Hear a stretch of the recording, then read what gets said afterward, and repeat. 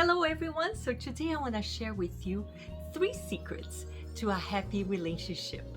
So stay tuned.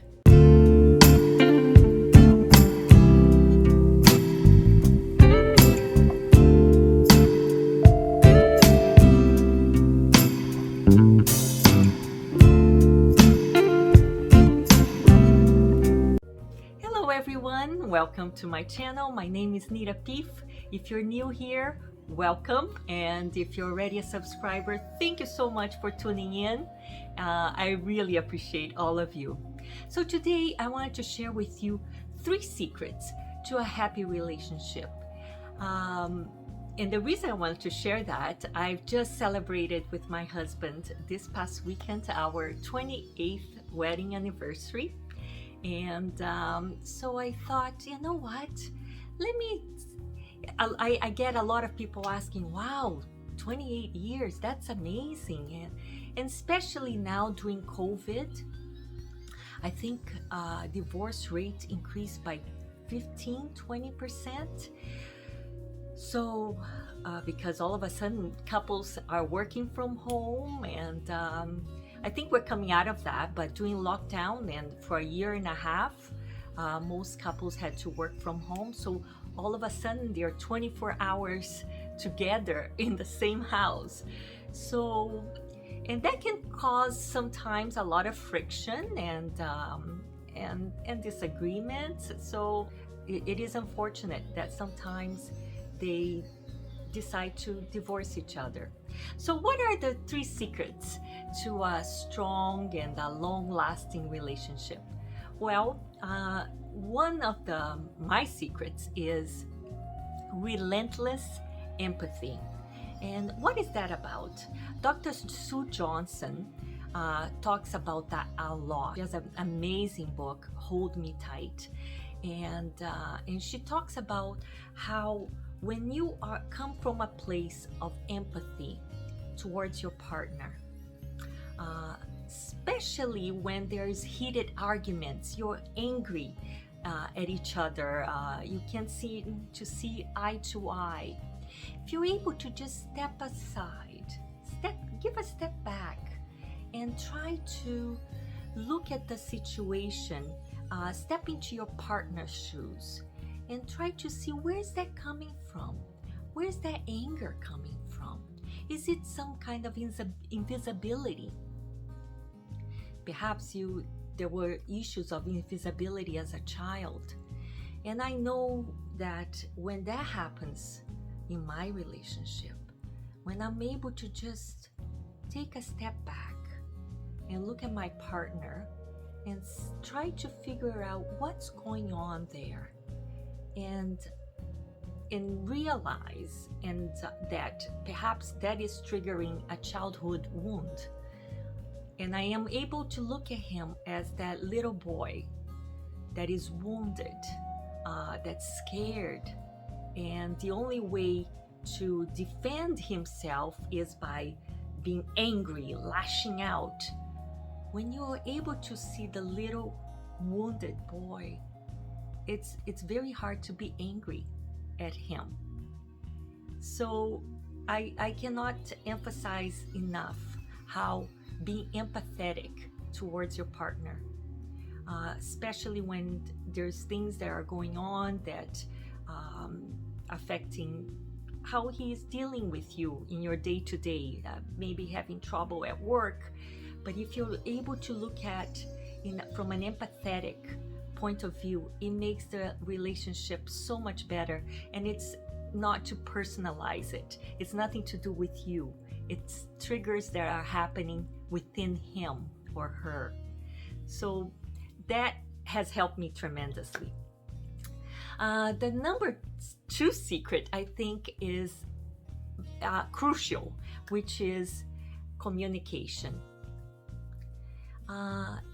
Especially when couples enter into power struggles. For me, for example, in the beginning of the relationship, all is wonderful, everything is sweet, everything is, you're in that romance stage. You cannot wait to get in. You actually cannot get enough of each other. You cannot wait to see each other.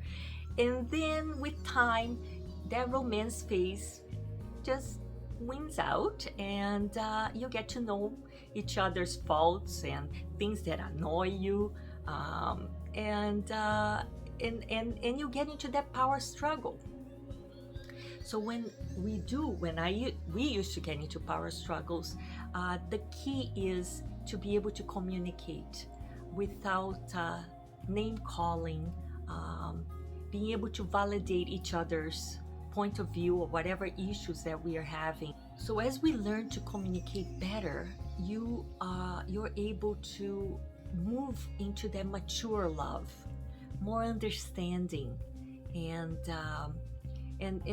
you're able to get out of that power struggle.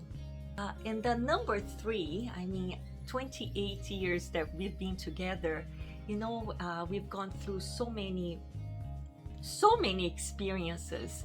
It hasn't always been beautiful, and we did have some issues that we needed to work on. At one point in the relationship, we did even think of separating, but in the end, it's so interesting. Actually, I end up going to the lawyer. But in the end, that's not what I wanted. I did not want to separate from him. What I wanted is to feel loved. What I wanted is to feel wanted, to feel desired. I think that once we get into that mode of feeling not important in our partner's life, that enchantment, that beauty, the flame, it just goes down.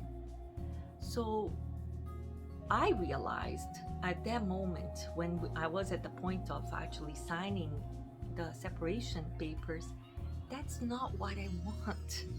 What I want is to figure it out, our issues, and to work on them, and be able to build the relationship that I've always desired. And we did that. And as the saying goes, it really takes two to tango. If one wants to tango and the other doesn't, it's kind of hard to get into that repair that is required in a relationship. So within those 28 years, what I've realized is, and as we are, as a young couple, working on our careers, and then we are working on buying houses, the responsibilities of mortgages, then came the children, and it can be very overwhelming.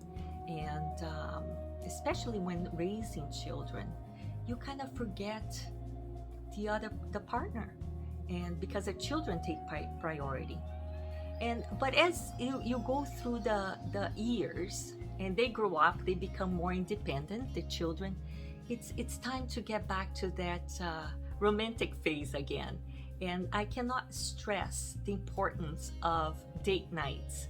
And I think it's very, very important to keep that up, and to be able to get dressed up, look your best for yourself, and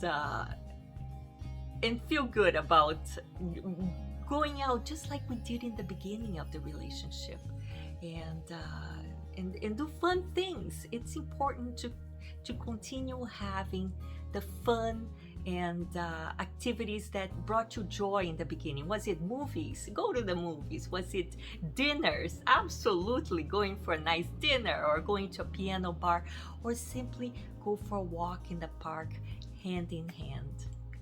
So friends, I think I'm gonna stop here. If you got some value out of this, make sure you hit the thumbs up, subscribe to the channel if you already have not done so, and comment below. Is it any of those secrets that I shared? Do they resonate with you? Is that something that you do as a couple? Or tell me what you guys do. I'd love to hear.